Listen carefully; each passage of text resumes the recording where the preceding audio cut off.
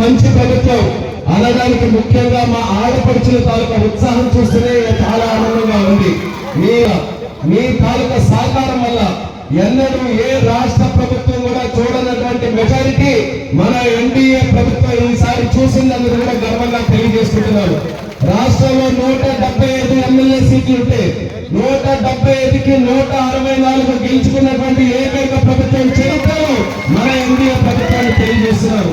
ఇది ఏదో మా గొప్పతనం కాదు, నాయకుల తాలూకా గొప్పతనం కాదు, ప్రజల తాలూకా గొప్పతనం అని కూడా ఈ సందర్భంగా తెలియజేసుకుంటున్నారు.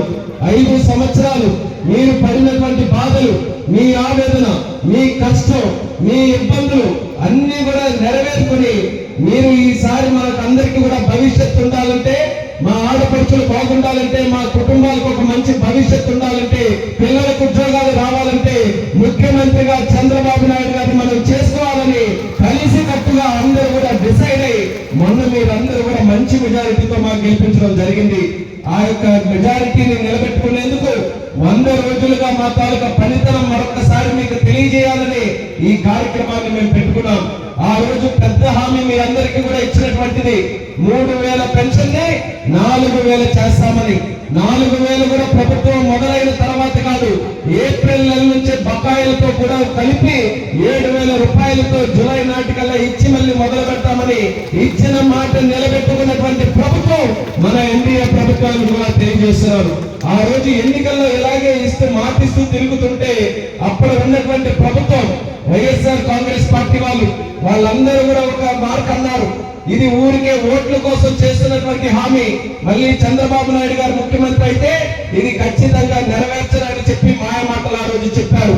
కానీ ఇచ్చిన మాట నిలబెట్టుకుని 3 నెలల బకాయిలు 1000 కలిపి 4000తో పాటు 7000 మీ తలుపు తట్టి మీ ఇంటికి 1వ తేదీ నాడు ఇచ్చినటువంటి మాట నిజమా కాదా అనేది సందర్భంగా తెలియజేస్తున్నారు.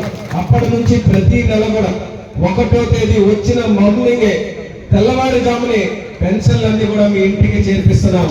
ఒక రోజు ఆదివారం 1వ తేదీ పడితే మళ్ళీ 2వ తేదీ మూవ్ చేయకుండా 31వ తేదీన పెన్షన్లు పంపిణీ చేసినటువంటి ప్రభుత్వం కూడా మన ప్రభుత్వాన్ని తెలియజేస్తున్నాం.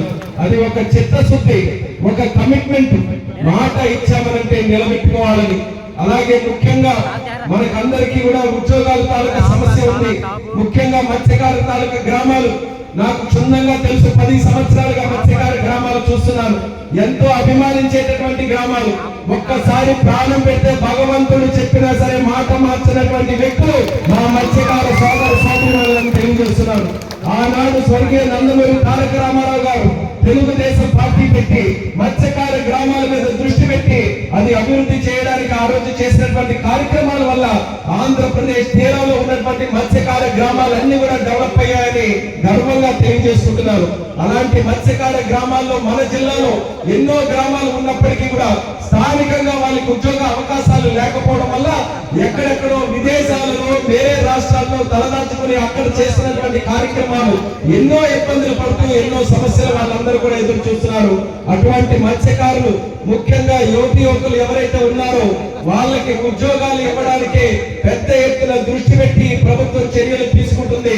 అందులోనే భాగంగా చాలా మంది మత్స్యకారుల తాలూకా పిల్లలు ఎక్కడికి వెళ్తున్నారు అంటే పోర్టుల దగ్గరికి వెళ్ళిపోతున్నారు పని చేయడానికి. ఎక్కడెక్కడో పోర్టులకు వెళ్ళడం ఎందుకు, మన దగ్గరే పోర్టు ఉండాలి. అందుకనే అచ్చెన్నాయుడు గారు పట్టుబట్టి టెక్కలిలో ఉన్నటువంటి పోర్టుని, మూలపేట పోర్టుని సంవత్సరంలోనే దాన్ని అన్ని పూర్తి చేసి షిప్పులు వచ్చి వెళ్లే విధంగా చేస్తున్నామని మత్స్యకారులందరికీ కూడా ఈ సందర్భంగా హామీ ఇస్తున్నాం. పోర్టు మన దగ్గరే ఉంటే చాలా వరకు ఉద్యోగాలు అన్ని దూరం మన దగ్గరే ఉండి మన తాలూకా పిల్లలు ఎవరైతే ఉన్నారో ఇక్కడే ఉద్యోగాలు చేసుకునే అవకాశం కలుగుతుంది. మనకు పోర్టుతో పాటు మరొకటి భోగాపురంలో ఎయిర్పోర్టు. ఆ ఎయిర్పోర్ట్ కూడా మనం మొదలు చేసుకుంటే మళ్ళీ ఉద్యోగాలు ఇచ్చేటటువంటి ప్రాంతంగా అది కూడా తయారవుతుంది. అయితే ఒక పక్కన భోగాపురం పోర్టు ఉంటే మంత్రి శ్రీకాకుళం జిల్లా నుంచి విమానయాన శాఖ మంత్రిగా ఉండి అక్కడెక్కడో ఎయిర్పోర్ట్ ఏంటి, జిల్లాలోనే ఎయిర్పోర్ట్ ఉండాలని కూడా శ్రీకాకుళంలోనే మరొక ఎయిర్పోర్ట్ కూడా నాంది పలుకుతున్నామని ఈ సందర్భంగా హామీ ఇస్తున్నాం. ఎయిర్పోర్ట్ కూడా మన దగ్గర ఉంటూ పోర్టు కూడా మన దగ్గర చేసుకొని జెట్టీలు గాని హార్బర్లు గాని ఇవన్నీ కూడా మన దగ్గర తయారు చేసుకుంటే మా తల్లులందరూ కూడా చాలా వరకు వాళ్ళ తాలూకా కోరిక అంతా కూడా మా పిల్లలకి ఉద్యోగాలు ఇవ్వండి వాళ్ళందరి తాలూకా కోరిక.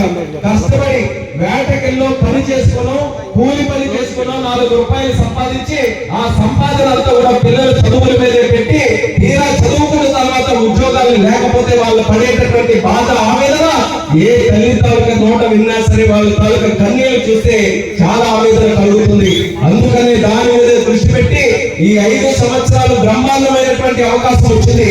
కేంద్ర మంత్రిగా నాకు అవకాశం వచ్చింది. రాష్ట్ర మంత్రిగా సీనియర్ మెంబర్గా అచ్చెన్నాయుడు గారు మనకు తోడుగా ఉన్నారు.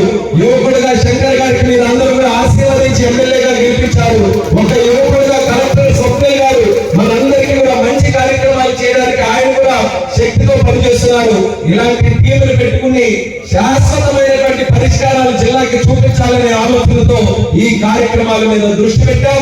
రానున్న కాలంలో ఖచ్చితంగా ఉద్యోగాలు ఇవ్వడానికి, స్థానికంగా ఉద్యోగాలు కల్పించడానికి అత్యంత ప్రాధాన్యత చూపించి మన దగ్గరే కంపెనీలు కానీ ఇండస్ట్రీలు కానీ తీసుకొని రావడానికి చర్యలు తీసుకుంటామని మళ్ళీ ఈ సందర్భంగా మీ అందరికీ కూడా తెలియజేసుకుంటున్నాం.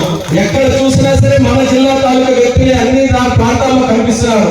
ఎక్కడ చెన్నైలో చూసినా, గుజరాత్ లో చూసినా, కలకత్తాలో చూసినా, లేకపోతే గల్ఫ్ దేశాల్లో చూసినా, ఆఖరికి మొన్న పెద్దగంగలపేటలో కూడా వేటకు వెళ్తూ శ్రీలంకలో చుట్టుకున్నారు వాళ్ళందరూ కూడా. అంటే స్థానికంగా వాళ్ళకి అవకాశాలు లేవు కాబట్టి పనిని వెతుక్కుంటూ ఎక్కడెక్కడికో వెళ్ళిపోతున్నారు, అనేక ఇబ్బందులు పడుతున్నారు. అలాంటి రోజులు మళ్ళీ మన జిల్లాలో ఉండకూడదు. ఇక్కడ పుట్టినటువంటి వ్యక్తి ఇక్కడే పని చేసుకునేటటువంటి సామర్థ్యం మనం కల్పించాలి. దానికి మేము కట్టుబడి ఉన్నామని ఈ సందర్భంగా మీ అందరికీ తెలియజేస్తున్నాం. దానితో పాటు చదువుకున్నటువంటి వాళ్ళు కొంతమంది టీచర్ ఉద్యోగాలు కూడా సాధించాలని ఎన్నో ప్రయత్నాలు చేస్తున్నారు. గత 5 సంవత్సరాలు ఆ ప్రభుత్వం ఉన్నప్పుడు ఒక్క టీఏసీ ఉద్యోగం కూడా ఎవరికి కూడా ఇవ్వలేదు. మన ప్రభుత్వాన్ని అందుకు ఈ సందర్భంగా తెలియజేస్తున్నారు. చదువుకున్న వాళ్ళు ఉన్నా, ఐటీఐ చేసిన వాళ్ళు ఉన్నా, స్కిల్లింగ్ వాళ్ళు ఉన్నా, అందరికీ కూడా ఉద్యోగాలు కల్పించాలని చంద్రబాబు నాయుడు గారు కొత్త నిర్ణయాలతో ఈ రోజు ప్రభుత్వాన్ని ముందుకు నడిపిస్తున్నారు. అందులో శ్రీకాకుళం జిల్లాలో